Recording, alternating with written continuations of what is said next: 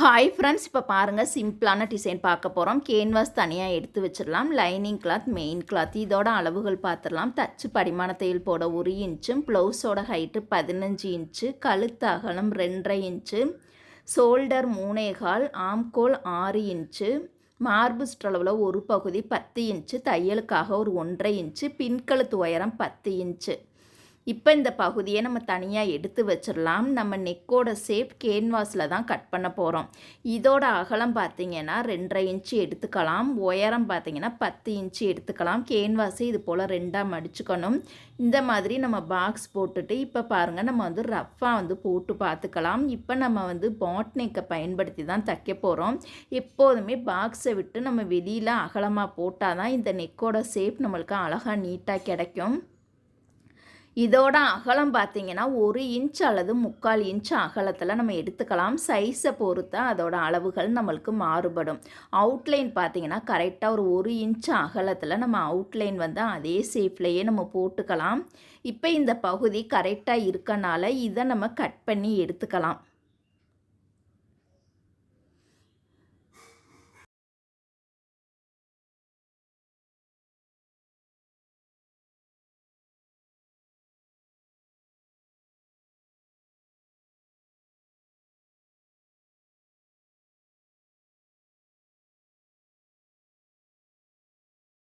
இப்போ பாருங்கள், அழகாக நீட்டாக நம்ம கட் பண்ணி முடிச்சிட்டோம். ரொம்பவே அழகாக இருக்குது. இப்போ எப்படி தைக்கிறதுன்னு பார்க்கலாம்.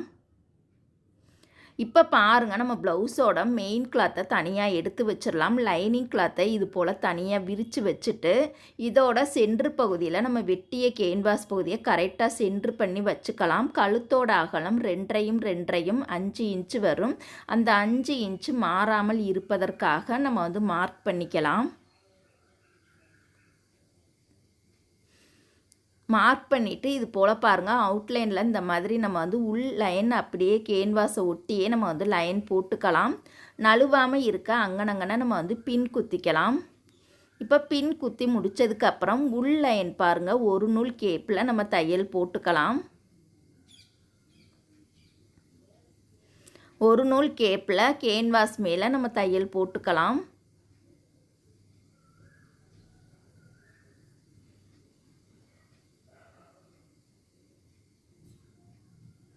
இப்போ பாருங்கள், அந்த பின் பகுதியெல்லாம் நம்ம தனியாக எடுத்து வச்சுட்டு அவுட்லைன் ஒரு நூல் கேப்பில் நம்ம தையல் போட்டுக்கலாம்.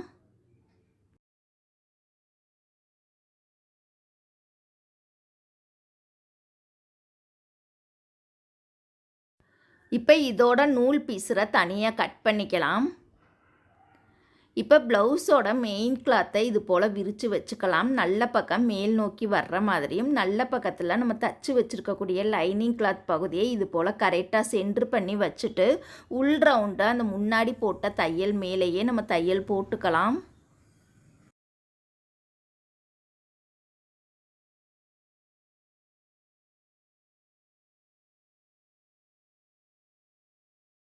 இப்போ பாருங்கள், நம்ம தச்சு முடிச்சிட்டோம். இப்போ கேன்வாஸ்லேருந்து கரெக்டாக ஒரு 1/4 இன்ச் டிஸ்டன்ஸில் மீதி இருக்கக்கூடிய பகுதியை இது போல் நம்ம கட் பண்ணி எடுத்துக்கலாம். கரெக்டாக 1/4 இன்ச் மட்டும்தான் விடணும். 1/2 இன்ச்சு கேப்லாம் விடக்கூடாது. இப்போ பாருங்கள், ஃபினிஷிங் அழகாக கிடைக்கிறதுக்காக தையலில் படாமல் இது போல் நம்ம குட்டி குட்டியாக கட் பண்ணி எடுத்துக்கலாம்.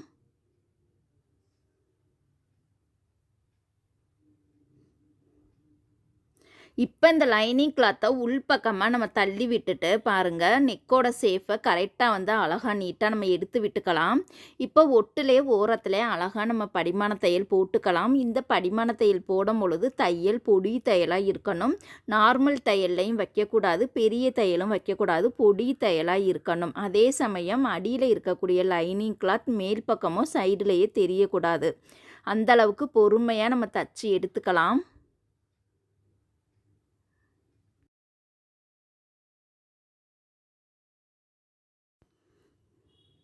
இப்போ பாருங்கள், அழகாக நீட்டாக நம்ம தச்சு முடிச்சிட்டோம். இதோட அவுட்லைன் ஃபுல்லாக நம்ம தச்சு ரெடி பண்ணி நீட்டாக அயர்ன் பண்ணி எடுத்துக்கலாம்.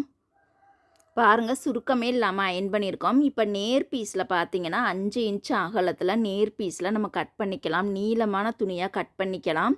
நிறையா ஜாயிண்ட் கூட நம்ம வந்து போட்டுக்கலாம். இப்போ பார்த்தீங்கன்னா இது திருப்புறதுக்காக நான் ரோப் தான் வச்சுருக்கேன். அடியில் நல்லா ஸ்ட்ராங்காக கெட்டி தையல் போட்டுட்டு கரெக்டாக பாருங்கள் ஒரு 1/2 இன்ச்சு பிசுறு விட்டுட்டு சைடில் நேராக நம்ம தையல் போட்டுக்கலாம்.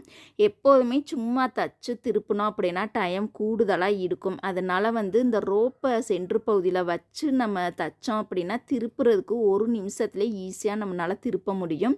அதனால இந்த மாதிரி திருப்புற பகுதிக்கெல்லாம் ரோப் கயிறை எடுத்து திருப்பினோம் அப்படின்னா ரொம்ப ஈஸியாக இருக்கும்.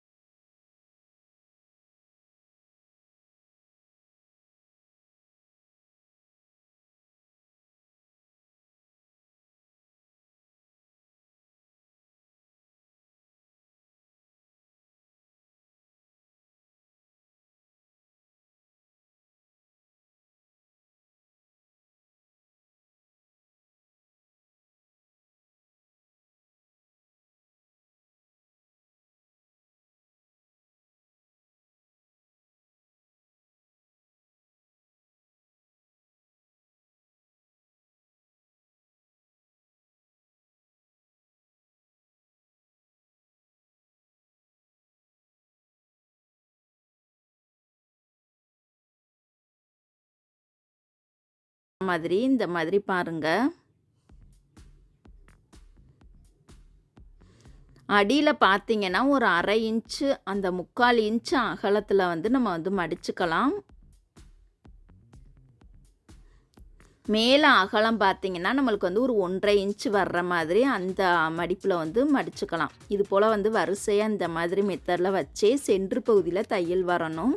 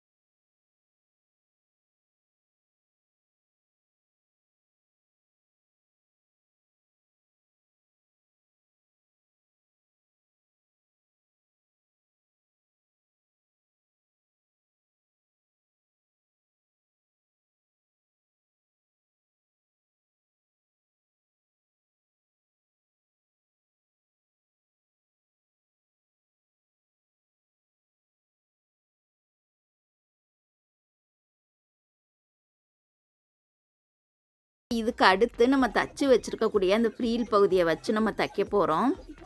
கரெக்டாக பாருங்கள், கரெக்டாக அந்த ஃப்ரீல் பகுதியை வச்சுட்டு லேசை மறைக்காமல் கரெக்டாக வச்சுட்டு அந்த முன்னாடி போட்ட தையல் மேலேயே நம்ம போட்டுக்கலாம்.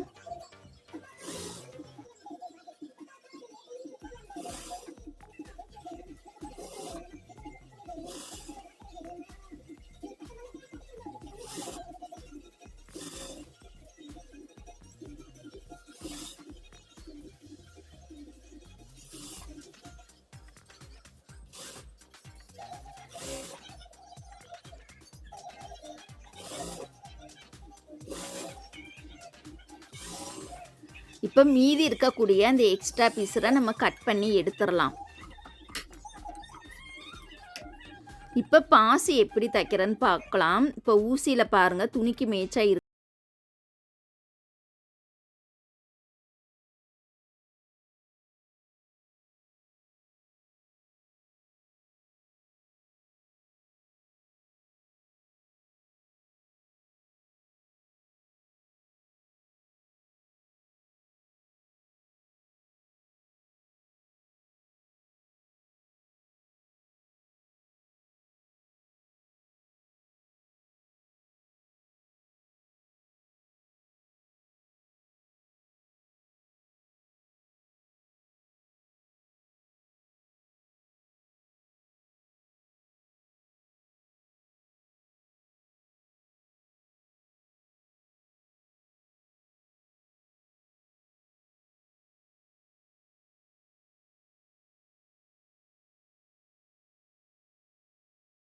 புரிஞ்சிடும்.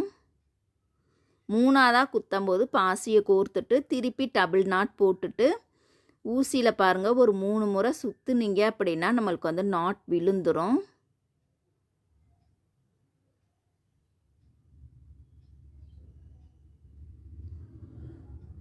இந்த மாதிரி வரிசையாகவே நம்ம வந்து தச்சு ரெடி பண்ணிக்கலாம்.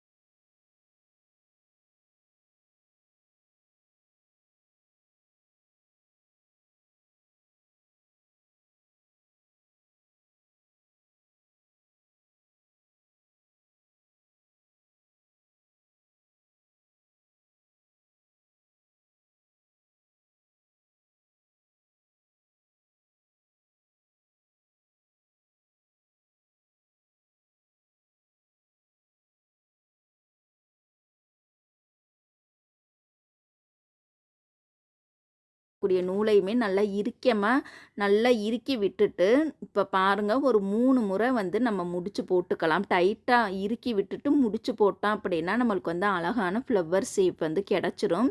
இப்போ அந்த எக்ஸ்ட்ரா இருக்கக்கூடிய பிசுறு நூலை கட் பண்ணிடலாம். இப்போ பாருங்கள் அந்த ஒவ்வொரு இதழையுமே அழகாக நீட்டாக வந்து சரி பண்ணி விட்டுறலாம். சரி பண்ணிட்டோம் அப்படின்னா நம்மளுக்கு வந்து ஃப்ளவர் கிடச்சிரும். இப்போ ரோப் பார்த்திங்கன்னா நீளம் ஒரு 10 இன்ச்சில் இருக்க மாதிரி நம்ம கட் பண்ணிக்கலாம். இப்போ இது 2 சைடுமே நம்ம வந்து குஞ்சம் தயார் பண்ண போகிறோம். எந்த மாடல் வேண்டுமானாலும் தச்சுக்கலாம். இப்போ நார்மலாக நான் வந்து முக்கோண ஷேப் தான் நம்ம வந்து தைக்க போகிறோம். முக்கோண ஷேப்க்கு வந்து நம்மளுக்கு வந்து ஸ்கொயர் ஷேப் கரெக்டாக இருக்கணும். இது போல் பாருங்கள் ஒரு முக்கோணமாக மடித்து இதோட சென்ட்ரு பகுதியில் அந்த ரோப்பை வச்சுட்டு இன்னொரு 2ஆக மடித்து இந்த மாதிரி நம்ம வந்து தச்சுக்கலாம். இதோட பிசுரை கட் பண்ணி விட்டுட்டு நல்ல பக்கம் திருப்பினோம் அப்படின்னா நம்மளுக்கு அழகாக கோன் மாதிரியே கிடச்சிரும். இதே மாதிரியே 2 சைடுமே இன்னொரு சைடுமே நம்ம தச்சு ரெடி பண்ணிக்கலாம்.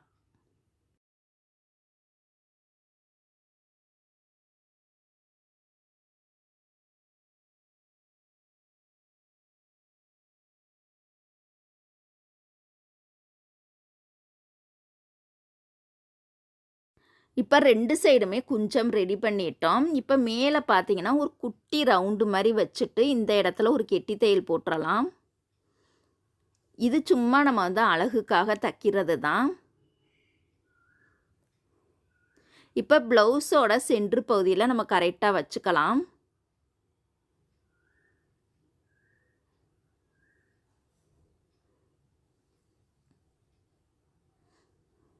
இப்போ பாருங்கள் ப்ளவுஸோட சென்ட்ரு பகுதியில் ஃபஸ்ட்டு வந்து நம்ம ரோப் வச்சுட்டு அதுக்கு மேலே நம்ம ஃப்ளவரை வச்சுட்டு இந்த இடத்துல நம்ம ரவுண்டாக கெட்டி தையல் போட்டுக்கலாம்.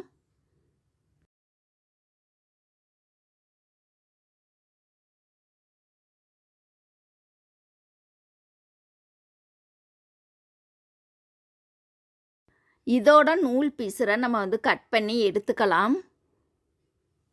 இப்போ இந்த இடத்துல நம்ம அழகுபடுத்துறதுக்காக சென்டரில் வந்து ஸ்டோன் பீஸ் வச்சு அதை ஒட்டிட்டு காஞ்சதுக்கப்புறம் ஊசி நூலை வச்சு நம்ம தச்சு எடுத்துக்கணும். ஒட்டுனதோடு விட்டுறக்கூடாது, தையல் போடணும்.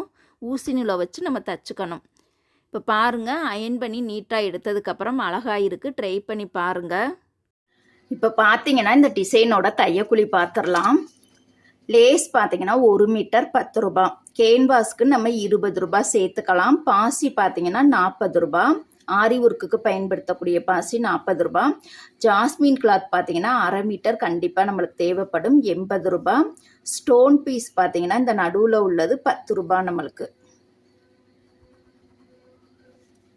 மொத்தம் பார்த்தீங்கன்னா நம்மளுக்கு வந்து 160 ரூபா வரும். மெட்டீரியல்ஸ்க்கு மட்டும் பார்த்தீங்கன்னா 160 ரூபா. இதோட தையக்கூலி வந்து பார்த்துடலாம். இப்போ ஃப்ரீல் நெக் தான் நம்ம யூஸ் பண்ணி தச்சுருக்கோம். இந்த ஃப்ரீல் பார்த்தீங்கன்னா நேராக கட் பண்ணி அதை வந்து தச்சு திருப்பி அயன் பண்ணி சுருக்கம் வச்சு ப்ளவுஸில் வந்து நம்ம தச்சுருக்கோம். அதுக்கு எவ்வளவுன்னு பார்த்தீங்கன்னா 150 ரூபா. பாசி தைக்கிறதுக்கு பார்த்தீங்கன்னா 50 ரூபா. அந்த ஃப்ளவர் தைக்கிறதுக்கு பார்த்தீங்கன்னா இந்த ஃப்ளவர் தச்சு நம்ம ஸ்டோன் வைக்கிறதுக்கு 50 ரூபா நம்ம சேர்த்துக்கலாம்.